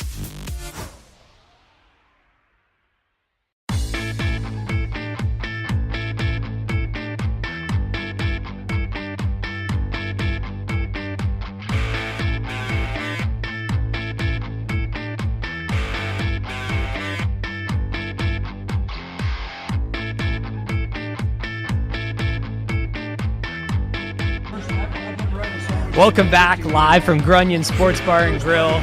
Brad and Keith hanging out. We've got a full house in front of us now, Keith. Yep. We've got our raffle winners this evening. Congratulations to Dave and Linda from right here in Manhattan Beach. It's great to have you guys out tonight. We were just chatting a little bit off the air before we came back from the break. You guys are locals here. You've been here many times before, and You're big sports fans, too, from what we understand. We're just talking to you here for a little bit. We're good sports fans. We're happy that you're doing this show. We were listening to you while we're having dinner, and I loved what you're doing. I was trying to hear it more. Now I'm right next to you. Thank you. I love it. No, absolutely. Like we're saying, you got to download the official Behind the Mic app, available on the App Store, Google Play. If you have a smartphone, you can hear us. Yes. There's no doubt about it. So what brings you guys out tonight? Just having a great Wednesday night out on the town? We live down the street. We come here quite a bit. I do some business with Grunions here, and we're always happy to come. It's like going to Cheers, really. And it's true, right? Cheers, one of the greatest shows. Everyone knows your name. Yep. Yeah, and so we're here a bit, and it's just a walk down the street. We're happy to be here. It's a neighborhood deal, much better than going to the chain restaurants that everybody knows about. It's the real deal. It's true. You want to keep it nice and local. And Keith and I were talking about the menu earlier. We're always, especially Keith, he's always trying something new that he hasn't before on the menu, and it never disappoints. Absolutely. Today I told him that I love the chicken and bacon melt that they had today. It was really good. Yeah. Very good. Yeah. It's very good here. Top notch, right? One thing I want to talk about with you guys is something special that's going on. Day for Nikki coming up on Saturday, March 3rd from 1 to 6. I know you guys are going to be a big part of it. Tell our listeners what it's all about. One of the wonderful people that have worked here for many years is dealing with some health struggles. They're doing a day for her. I happen to be a musician, been doing it for a long time. I got a band coming in. We're going to raise some money for her. We're going to have some auction items. That's this Saturday, 1:30 to 5. I urge people in the community or out of the community to come by. It'll be a great day, and it's a happy day. It's dancing, it's lifting her up and helping her out. I love it. Now, what do you guys play? Well, I've got a 4-piece band. It's old rock and roll mainly. So if you like to dance and the Beatles and blues and I don't know, Springsteen. Who else we got, Lamar? Rolling Stones, Beatles. Yeah. Van Morrison. Dave and I have known each other for over 40 years. We both used to play up in Aspen together when we would tear up the slopes and then go to the bar and do the après ski thing. Dave is a great guitar player, great singer, also plays keyboard. I'm a songwriter, guitar player, piano player, and fan of Ray Charles, who I heard you recorded work with him. Published the first songs I ever had published back when I was I'm 70, almost 72, and Ray bought some songs from me back when I was about 25. A couple years ago. And I did the demos on Ray's piano in Ray's studio. Wow, what a legend. That's so awesome. It was sports, by the way. Yeah, let me just say this. Keep your eye on the ball. Yes. That is great. Yeah. That is great. Hey, this is awesome, guys. No, this is going to be a lot of fun. Again, that's this Saturday, March 3rd, Day for Nikki here at Grunions. It's going to be a lot of fun. It will be great. Good band. Hope you come by. Awesome. And I heard that you guys are U of A fans as well, right? Yeah. What do you think about the whole situation going on down there? We're sick about the Sean Miller situation. My son went to school there. He's a diehard fan. We're trying to lift him up during this situation. Yeah. And I'm sorry about it. Stuff happens. He slipped up. Yep. I guess. I keep thinking it can still last, but oh well. Yeah. We were talking just off air about it, how you think it would affect the team in terms of them going to the NCAA tournament. And, for me, I feel like it would be a huge distraction for them. I think it's going to be an early exit for them. But your thoughts, what do you think? What is your assessment of it? Can't help but make that impact, right? That they will not, it's concentration. I play a little golf, so does he. Uh-huh. When your concentration is gone, it's tough, isn't it? Yeah, it's tough to bounce back from. I know, and so it will be tough. Plus, they lost their big player, whom I can't think of his name, I'm sorry, but somebody just went out. An ankle sprain. I think it was like he had an ankle sprain and he was bad. At least they're doing better than my alma mater, Michigan State. What? Well, Michigan State, though, is doing pretty good on the court. Yeah. They're going to be a top seed. They're going to make a deep run, you would think, in the tournament. They're favorites. Too many homecoming. they're favorites this year. You're due. You have to get back at some point. We're we're not even into March yet, so we're talking almost. Basketball. Yeah. Look, we're going to see Brad. We're going to see him in a couple of weeks. March Madness hits him. He's going to be wearing his green and white, sitting right back over here. I hope so. And watch. I hope so. Yeah. They're going. They're good. I was good. I knew Bubba Smith when I was over there. Awesome. Back there in the '60s, you know. Yeah. Well, he could twang that thing. Yeah. Well, man, it's great talking to you guys, man. It was, yeah, good trip down history lane, and thanks so much for coming out. We know you guys are regulars, so we'll be keeping an eye out for you, and we hope that both of us can get out here this Saturday. It's going to be a really good day for Nikki. Yeah. We'll go check you out, too, when I get back. I'm going to put you on the line. You guys look Come great. Saturday if you can. Thank you so much, guys. Take care. All the best. Thank you so much. Some really kind words from tonight's raffle winners. Dave and Linda from Manhattan Beach, and one of Dave's bandmates as well joining us tonight. This is an event that they've been plugging here at Grunions for a couple of weeks, Keith, but it was really good happenstance to kind of bump into the people who are going to be at the center of the entertainment for that event coming up on Saturday. You know what's great? It's like I said, it's a community here. That's the feel you get here when you come to this place. I mean, they're doing something for someone in need, and that's just a great thing where a community comes together to help each other. And we need a lot of that going on, and that's where it starts. It takes a village to really build. I'm gonna say this: a country, like to build a country and to unite as one. So it's great to see that they're doing that for someone. Hopefully, we can get more of that throughout our state, our nation, and everything like that. Because that's what really brings people together, is helping each other. You know, when it's not just about you. And there's always a lot of people out here that need help and need and stuff like that. So that's great to see. And it's also great to see that you got a U of A fan and a Michigan State fan. How about here. that, right? What a combo. What a combo there. So it's just an exciting time for March and Madness and things like that for college basketball. So it's gonna be good though. It's great. It's great to see that. Once again, Day for Nikki this Saturday, March 3rd, right here at Grunion Sports Bar and Grill.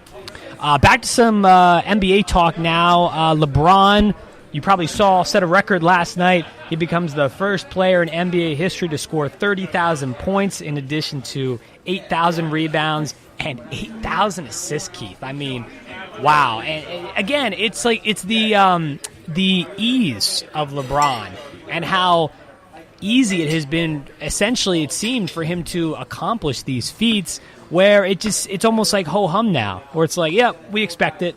Like I mean, to put it in perspective, I mean, it's truly amazing. I mean, no one's done that. You only have a handful or so of players who have even scored 30,000 points and like 6,000 assists and rebounds in itself. So for him to shatter that it's really, really impressive. Yeah, it definitely is. I mean, look, LeBron James is the best player in the NBA right now. You gotta, when you think about it, he is right now. He's a great player. I've learned to I love his game. I've always respected his game.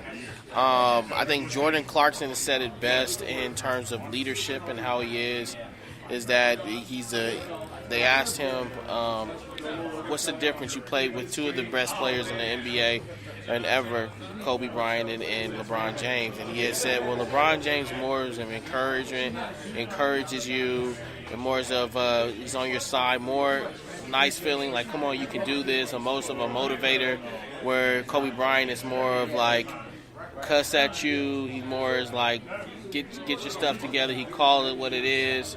So you got two different styles, and it was great to be a part of both of those type of players, how they are. The expectations are higher with, of course, with Kobe Bryant, what he was doing. So, for me, it's good to see like LeBron James. What I love about LeBron James, not just his record breaking how good he is. He's a great player. He can do it all. He does remind you of a Magic Johnson type of player. That's what he reminds you of. I've always thought. But he can fill it up. He can score. He's very strong and he's big. And he always seems to look. At the end of the day, he's been in the most, probably has the most finals appearances in the league right now. He's been doing it since his rookie year. And he's just one of those special players that, when it's gone, you're going to miss it. You know, and True. what else I love about him is just the things he does off the court. I mean, he speaks up for a lot, you know, especially what was going on with racism and things like that. He would go out and speak up, and you need that.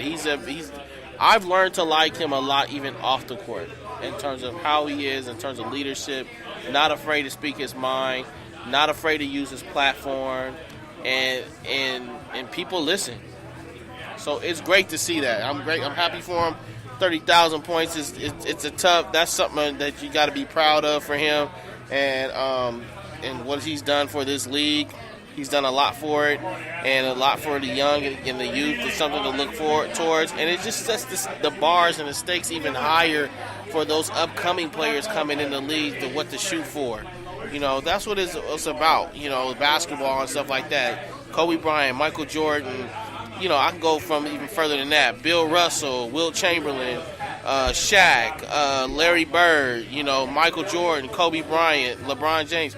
They've set the bar so high that those are things that these younger players in this younger generation and people, what's going to make the game even great, because that's the type of things you want to shoot for. You always want to be the best and trying to beat those guys, and those are the things you try to shoot for, is getting to that top, that caliber of play.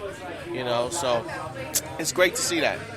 The amazing thing to me about LeBron, and this has always been the case, you know, he started out, we remember watching him in the early 2000s, St. Mary's, St. Vincent's in his high school days, and, you know, through his journey as the number one pick by the Cavs, to Miami, to back to Cleveland, he has done it all without any type of major controversy off the court. And in this day and age especially, that is so difficult to do. There's not many athletes who have done that. And he's done that, Keith, while, you know, he was anointed the king when he was in high school. Exactly. So, you know, he's had to live up to that expectation from the get-go, which he's done. And, you know, for the most part, really has avoided any kind of major controversy. That, to me, has always been super impressive, because there has only been a handful of major athletes in history who, from day one, they already were anointed the best of all time. And he was one of the very few. There hasn't been many like that. For him to live up to it without, you know, a lot of major controversy off the court has been really impressive. Yeah, absolutely. I think the only thing I can remember of anything of LeBron James, some type of controversy, was when he was in high school and he was driving his mama Hummer or something like that, and he was still in high school or something like that. It was very, like, small and little. They nipped that in the bud so quick. It was just like nothing you couldn't really go off of. But social media and stuff would exist then. So, you know, that was really the only thing. However, other than that, I mean, the other controversial thing was him going the decision. You know, was that going to affect his legacy or anything? And clearly it hasn't. It has not affected his legacy at all. He is still the king. He's still the best right now, the best player in the league. I think there's a couple guys on his heels that can probably going to really surpass him one of these days. But for right now, LeBron James, you know, he's continued to do what he does. You know, and interesting enough, the team that's, even though he's got a team of younger guys this year, they still going to be in the hunt for making the Eastern Conference Finals and probably getting out the East. You know, anybody wherever he's at, you can never put it past him. You know, LeBron's going to do what LeBron does. So he's great, and you got to respect greatness, and that's what he is. He's a champion. Yeah, the decision probably could have been handled a little bit different, but if that's the worst thing, exactly. It's not that big of a deal. Exactly. It was so long ago now, so long ago. If you still hold that against him, wow. I mean, you're talking about 8 years ago. That's really searching, though. Yeah, it really is. You know, you can't really search. Like I said, one thing I respect is LeBron James' game. He can play the game well. He's good at it, and you gotta respect greatness and appreciate it, because it doesn't last forever. And those type of guys come one in a lifetime sometimes, you know. When's the next time you're going to see a LeBron? I think the next person to possibly next to that is probably the Greek freak, you know, Giannis. Maybe. Giannis may be close to that, maybe. But, you know, other than that, LeBron he's the man. Right now he's the man in the game, and you can't pass it. there's nobody, hands down, there's no debate about it. By the way, the Lakers, in case you're wondering, are back in action tomorrow night in Miami, taking on LeBron's old team. With Dwayne Wade, though, now actually back. Wade freshly back. County. Big shot last night. Wow, was it? Big it was shot. Good. Dwayne just brought you back to his younger days. He did there, right? You know he had to sit. The Miami fans appreciated it. They loved it. Yeah, of course. You can tell that it's getting towards the end of his career because it kind of reminds you of Kobe when Kobe made great shots. He rarely made them towards the end of his career, and when it came to the end of his career, when you saw that, you're like, wow, you saw a flash of a young what it was when he was younger. You get what I'm saying? Yes. Like his younger days. Especially with Kobe, and then it culminated with that finale against Utah, scoring 62. And that crowd went wild when he hit that shot, and he went wild. Was like, I got it. I still got it for a little bit, So you can tell it's teetering off to the end of his career, but you can tell those Miami fans, they went nuts. They did. They went nuts when he made that shot because it's coming to an end. It's coming to an end with him, and he at one point was arguably the best two guard in the league. So it's great to see from him. I hope that they can make a run in the playoffs this year, man. I really do. I hope that Dwayne can make a push at it this year. I honestly think, that's another guy that's probably going to be leaving the game in the next 2 years. So, it was good to see Miami do, Miami did that. But, hey, the Lakers are coming back. The Lakers are going to play against them this week, tomorrow, and I'm pretty sure it'll be a good game. The Lakers definitely need to get some wins in there. Look, if you look at the playoff picture, the teams in the playoffs, if you look in the Western Conference, most teams are only 2-3 games back from even getting in the playoff from that 8th seed. Yeah, it's close. It's very close. And the Lakers, it's far-fetched, but they only 4 games back. They can, if they make a push, they can possibly make it. It's doable. It is doable on paper. It's doable, but, it's a long shot, but it is doable. And I can see, we can see what happens, though. But they're not too far back. They're definitely not too far back. You got the Clippers right here who are getting blasted by Houston right now. Yeah, are they ever? Denver, James Harden's going nuts. I'm sitting here looking like, wow, he's really teeing off on the Clippers right now. Yeah, 54-30 coming up on the half. And then, look, so they're going to lose, right? Let's say they lose tonight, which they will. Right. So that's going to put them at 32-28. The Denver Nuggets will be they're 33-28. So let's say I think Denver. I don't know if they play tonight, but then Utah is right behind them with 2 games behind. Then the Lakers are 3 games back. They're 3 games back from really being out of that 8th seed. So yeah, it's close. And like I said, if you look at it on paper, they could definitely make the push for it. And by the way, no, Denver is off tonight. They're back at it on Friday against the Grizzlies.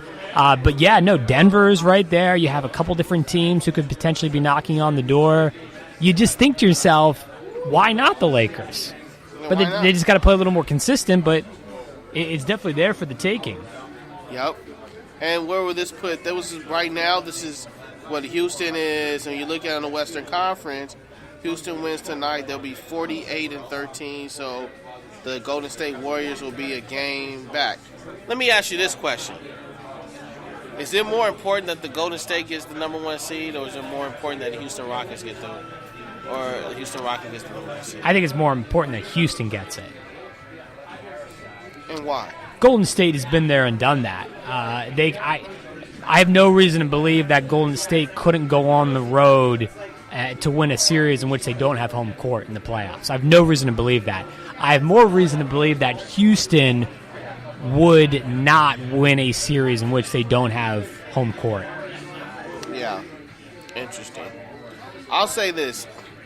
Golden State, if Golden State was a 4 seed, they'd still be. I just can't see them. I can't see nobody beating them in the series. And that's where it doesn't matter for them. If Houston Rockets are right there. I think Houston wants to stay away. I think what Houston's doing, they want to stay away from that OKC team. Yeah. Yeah, you do. If you think about it, I think that's where they want to stay away from. They want to stay away from OKC because and when you look at it, for a playoff picture, that's the only team that can upset them. And there's going to be a team that's going to ruin somebody's season. I agree with Steven Jackson on that. Steven Jackson said that I do believe Oklahoma City Thunder can be that team that can ruin somebody's season. Yeah, I buy that. I think they pose more of a threat than Portland, New Orleans, and San Antonio, Keith. Yeah. I really do. Yeah. I agree with that a lot. They have the firepower to do it. And, right, that is a team that Houston would not want to see. Golden State, again, it just doesn't matter because the depth, they're just better than everybody in the West. It's deeper. And this is where you get, with the best of 5 or best of 7 series in baseball, hockey, or basketball, the better team is probably going to win the majority of those series. Yeah, I agree. And I think the Lakers, the Clippers right now, I don't know. I think they've stayed with DeAndre. Do they re-sign DeAndre Jordan at the end of the season? I mean, what's going to happen with DeAndre Jordan? Did DeAndre Jordan leave? I think he's going somewhere else because what's the long-term future of the Clippers really look like? I mean, how many more years is Doc Rivers going to be there? True. You know what I mean? Do you think Doc is on the hot seat?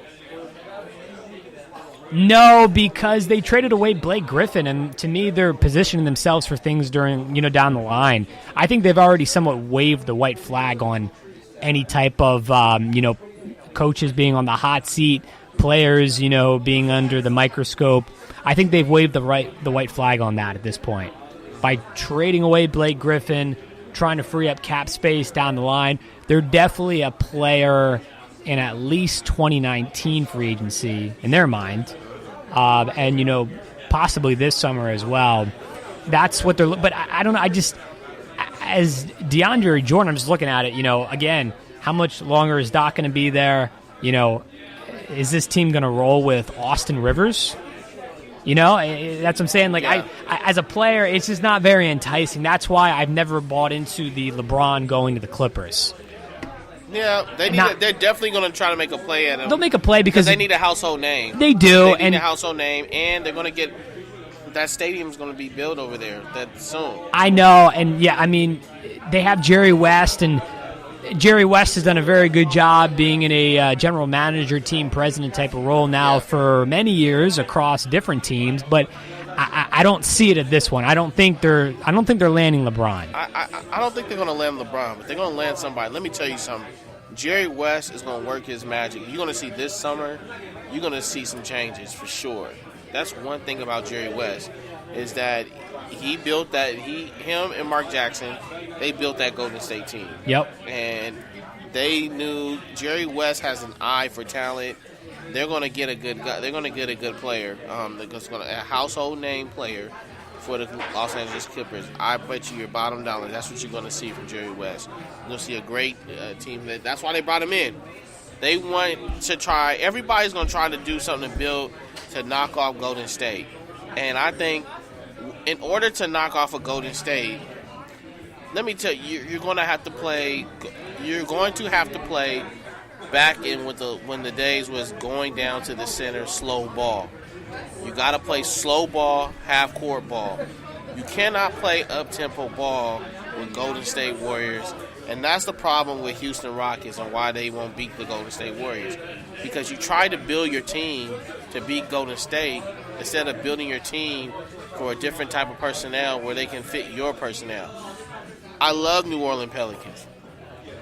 I love them because they got two Big Ten towers. I do definitely feel that if Boogie Cousins was playing still, that would be the team that can knock off Golden State. That's the team that Golden State is worried about. Why? Because they will walk that ball up and they will pound it inside. And I think they're not going to play that up-tempo ball. If you're going to play up-tempo with Golden State, you'll lose. You have to play slow man ball, make those guys defend, where they have to bring in those bigs. Because when you bring in those bigs, then you have to take one of those sharpshooters out. You can't. That's the thing. That's what you have to live by. So I think that's what you got to do. The Clippers have got to go for it. You got to go for those big two twin towers type of players. and they got to play slow man ball. You know, that was so great about the Lakers. That's why they were so well and they were played well, because not only they didn't have the best ball handler, and that's why Phil Jackson was great, was what he did, because he played. He had a personnel. He made his team fit his system and his personnel. They didn't have the best ball handler. Derek Fisher wasn't a great ball handler, great point guard. Ron Harper wasn't a great point guard. You know, Tyronn Lue's not the greatest point guard. He was the shortest point guard.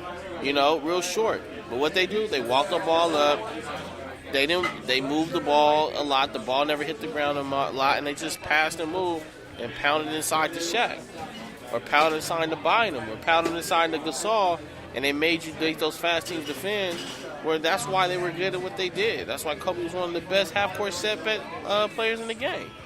So that's how you beat the Golden State Warriors. It's so true, and you talk about the Lakers specifically, Keith, and past success they had.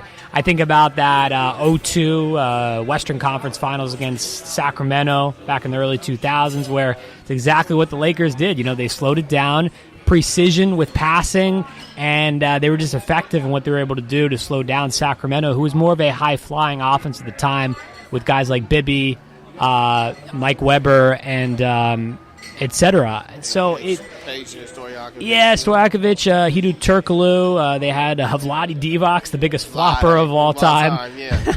So that comes to mind right away as an example. But I think that next year, as you can kind of see it lining up now. Next year is the year where someone will be poised, one team, to knock off Golden State. I mean, the Warriors are going to be going for, assuming they make it to the finals this year, it'll be 4 straight finals next year. So, especially with New Orleans, talking about the Twin Towers there, with Cousins coming back from injury next year, the Lakers, depending on what they're able to do in free agency this offseason. Oklahoma City is a fascinating wild card, but teams like Minnesota getting better. Yep. Houston will continue to be on the rise, you would think. So one team will definitely be, or multiple, will be poised to knock off Golden State next year, but it's a year away. Yeah, I totally agree with you on that. I mean, you got to. I think it all depends on next year what they're going to do, and then you got Klay Thompson coming back. If that team gets broken up, then yes, but I just don't see it. I don't see the Golden State Warriors breaking up, because I think they're all on the same page in terms of they all want to win championships. Yep. They don't care about the money. They know all those guys like, we got money. We want to win a championship. That's why David West came back.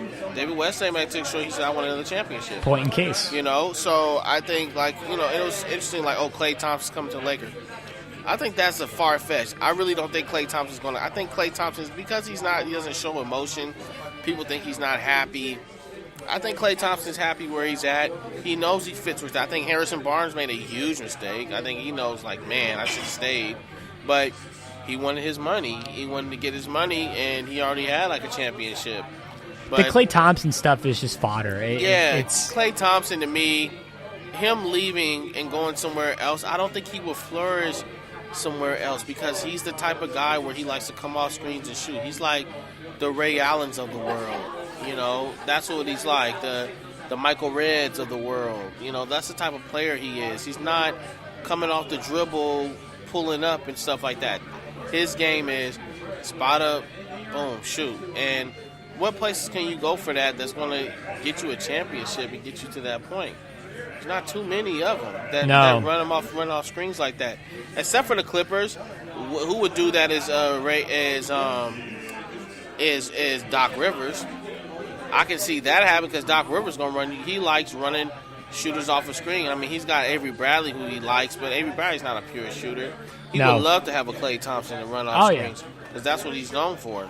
So, but I can't see him doing that. I can't see Klay Thompson leaving a great team like Golden State. Neither can I. We're going to segue from the NBA to the NCAA, Keith. Yeah. Sean Miller, the Arizona situation there, it's sad. It's hard to really comprehend, because there's so many layers to this college basketball corruption scandal, and he seems to be right in the thick of it at the moment. Everyone's heard at this point in time that, via FBI wiretap, He was overheard discussing a multi-$100 payment to one of the Arizona players. I would think he's coached his last game, unfortunately. Sean Miller is officially done, man. Like, let's just say what it is. You know, the school, you just lost one of your recruits. Sharif is now going to UCLA. And the only reason that happens is because you're in the media about you cheating the game. And Arizona can't have that. The University of Arizona can't have that. I think it's gonna be within a couple of days, and he's definitely gonna announce his resigning from the team and leaving the team. He knows he was wrong. He tried to deny it at first, but the bottom line is, man, when the FBI got you, they got you. They're not gonna go after you for no odd reason unless they suspect something that's really going on that's really bad. And they're going to get you. And then they got you on recording. Like, you're saying recording it. You know, there's no if and about it. You're saying it. You're recorded saying it. You're caught. End of story. End of story. There's nothing more to say. But now he's trying to, hold up his dignity and this and that, hold on to his job. I mean, I think it's a done deal. I think he's going to be gone. I think Arizona is, like I told our guests, I think it's going to be an early exit for them because it's a huge distraction. Yeah. And it's hard to bounce back for some controversy like that. Sean Miller, I think he's personally would be done for coaching the game of basketball, period. Yeah, same. I don't think he'll be able to coach even high school ball after this. No one's going to touch him. No. After this. No one. It's a scary thought, and I think it also goes back to like we were saying we had talked about in terms of like should players get paid to play, and you know my feeling, Brad. I tell you this right now, absolutely not. I mean, I was a scholarship athlete. When you get your education paid for, your room and board paid for, you get meals paid for, you get a scholarship check every month, you get per diem when you go on the road, you get incentives from the school in terms of gear and things like that. What are you talking about? You need to get paid to play. So what? They sell some jerseys. Like, they're paying your tuition. We had basically said an example, USC is what, $60,000 a year? If you play 2 years, that's $120,000 a year for 2 years of free education, no student loans. That goes a long way. Like in terms of playing and getting paid. I mean, I put it like this: if guys want to get paid for to go to a certain school to play players, then the education don't need to be paid for it. They pay for their own education. That's what your money goes towards. Paying for your education, paying your way like it is in the real world. Because to me, the bottom line is when you get a free there's nothing more golden than getting a free education. That goes a long way. And you don't have to worry about you're coming out of college with no debt? Are you kidding me? Like, that's huge. That is huge. Education is so key. I agree on that. But the reality is, the NCAA is a multi-million dollar, maybe about $1 billion now, operation that if you're going to pay players, Keith, this is the Roger Goodell argument all over the place, all over again. It's a drop in the bucket. Okay, you want to pay 1%, or how about this? How about less than 1% per player? No problem. That's a drop in the bucket. These guys are already getting paid, though. They're getting paid by going to school, and because they're not physically seeing it in their hand, they're getting a scholarship check. That's not getting paid, though. They're getting a scholarship check. They're getting money. They're getting per diem. That's just to cover. That's just to cover the education. No. They're getting a scholarship check. You get a scholarship check every month to pay for either your books and other incentive things that you need to get paid for. What are the other incentive things? In your case? The other incentive things is you may need food in your place or whatever the case may be. Okay, so necessities. Yes, necessities. You're getting a sub paid for. Your scholarship check, you ain't got to worry about tuition. That's already paid for. You're not going to admission and records every month, every year to go pay your own tuition. That's already paid for. You just coming to school. per diem, when you go to state, NCAA is required to give each individual money to pay for whatever the case. If they go to, for instance, when we went to John Madsen was in Virginia, they gave us $50. Each kid gets $50 per diem. You do whatever you want with that money. Some of us were smart enough where we're like, you know what, we ain't gonna spend this money because we're gonna get food anyway. Even the hotels is free. You ain't gotta pay for anything. They're giving you money to have it. You can use that money to go spend, to go get some snacks or whatever you want, or you keep that money in your pocket. Some of us, we held on to that money. We didn't return it back to the coaches. That was our money. Every travel, we would save more money. Some of us end up with $400 or $500 at the end of the month, as much as we travel, because we didn't spend it. So it's all how you manage your money, and that's what I'm saying. These guys get money; they get per diem and money. It's not worth it to take $100K and ruin your career if you know you're gonna go to the league. If you're going to be a high pick, but most aren't, Keith, as you know. And you know what? And most aren't. But what are they going to get in the long run? They're going to get a free education, number one. Number two, they'll probably get a great job. And number three, they're having an advantage because when they go on those interviews and they see that these guys are athletes that come to primetime programs, they're the ones they're going to hire. Those are the people they're going to hire and look at because they're going to be like, wow, this guy is this college athlete. It's good for their company. It's a good marketing strategy. It happens all the time.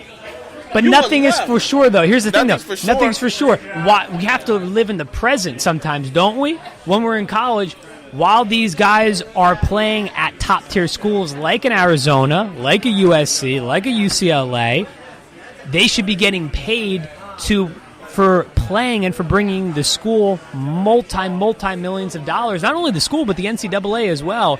Nothing's guaranteed. They could get hurt in their home the next day walking up and down the steps. They could never play again. And we don't even know about a job. Who knows? We have to live in the present with this. This has been the problem. This is why there is a corruption scandal going on across the NCAA right now, because the players aren't getting paid. They should get a slice of the pie. We can talk about the USA Today poll that came out talking about the top 6 or 7 coaches that are getting paid millions of dollars. Coach K at Duke, almost $9 million per this year. Sean Miller at Arizona is getting paid just over $4 million. Absolutely, but you know what? And that's a drop in the bucket, but they by the way. Getting paid for them homes. They got to pay their own mortgage. They got to pay their own bills. You ain't got to pay your own. Those players ain't got to pay no bills. We don't know that in every situation. Well, we don't know the. These guys live in dormitories. They live in dormitories. Their room and board's paid for. That part is, but we don't know about the family back at home. Wait, why we got to pay for the family? The family ain't the one playing. They ain't the one playing. Regardless, look, it's an argument for them to get paid because they should be getting paid in the first place. Absolutely not. No. If my kid, bottom line, my kid's success is based on what he does, how much tee times he put in.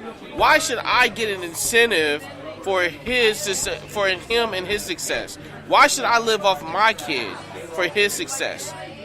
Absolutely not. That's his chapter. That's his story. That is not mine. Why should I get a piece of pie? That's unfair. I'm not going to know that. I'm not saying it from the dad or the mom's perspective or anyone in the family, but just from the student athlete perspective, him or herself, they should be getting paid. Look. For it. Most of these kids. There's too much money. There's too much revenue, Keith, for this. This would be different if the NCAA and the schools weren't making a lot of money off this, but we know they're making tons of money. Yeah. March Madness is coming up. People are going to be watching. It doesn't matter if there's a scandal going on. People are going to be watching. And those kids get money. Every round that they play, they make more money. They get more money. They're not getting. I don't believe they're getting a piece of the ad rev from CBS or any of the advertisements. You don't need that. Listen. If the bottom line is this. If you want to, let me tell you, this is the problem with these kids these days, and this is the problem, and this is why they're set to fail and to self-destruction, because everything in their life was a given. Everything. They don't know how to balance checks and balance. They don't know how to work for something. When they go to all these top traveling teams, and this is how they get caught up.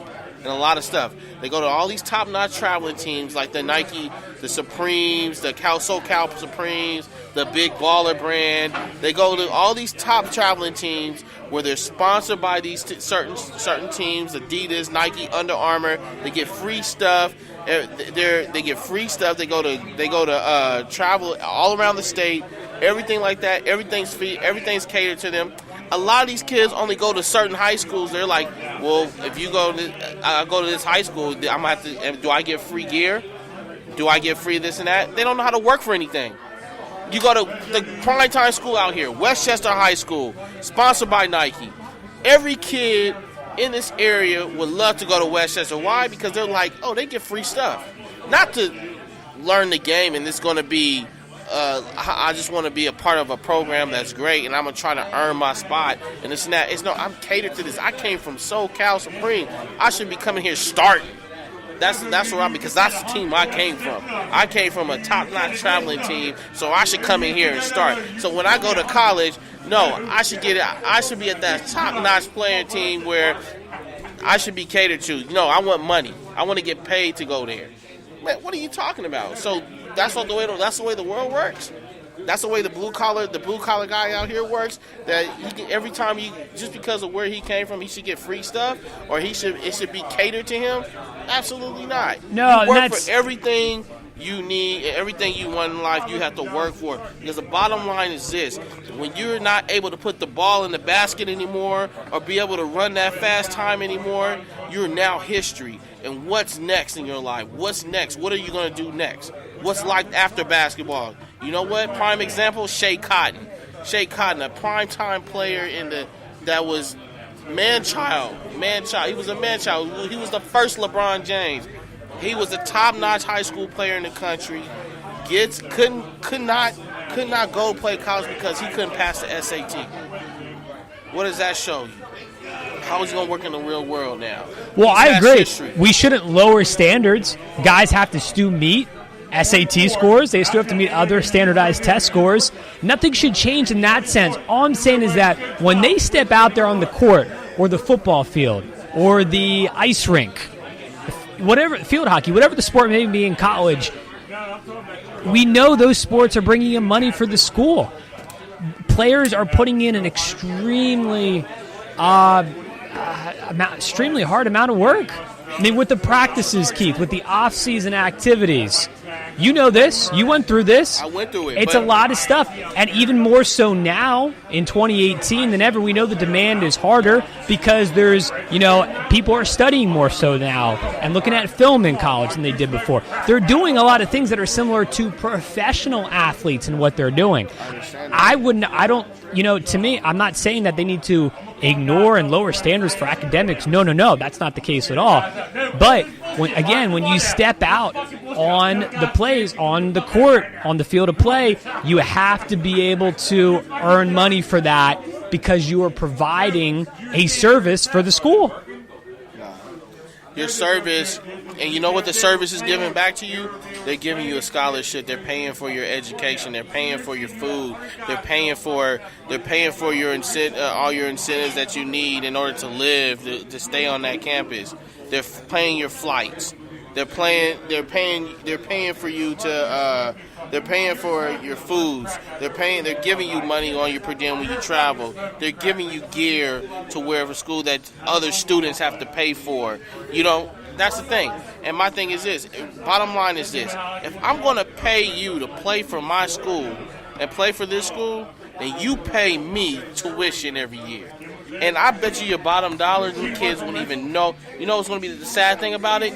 They won't even know how to go and pay for it. They won't even know how to they'll find themselves in debt before even getting out. You know why? Because everything's been catered to them and they haven't been taught that. That's what college is about. College is about teaching you, preparing you for the real world.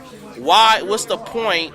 What is the point of giving these kids money to go play for a university and they're not going to be able to learn how to do checks and balances? They're not going to be able to know what the real world's about.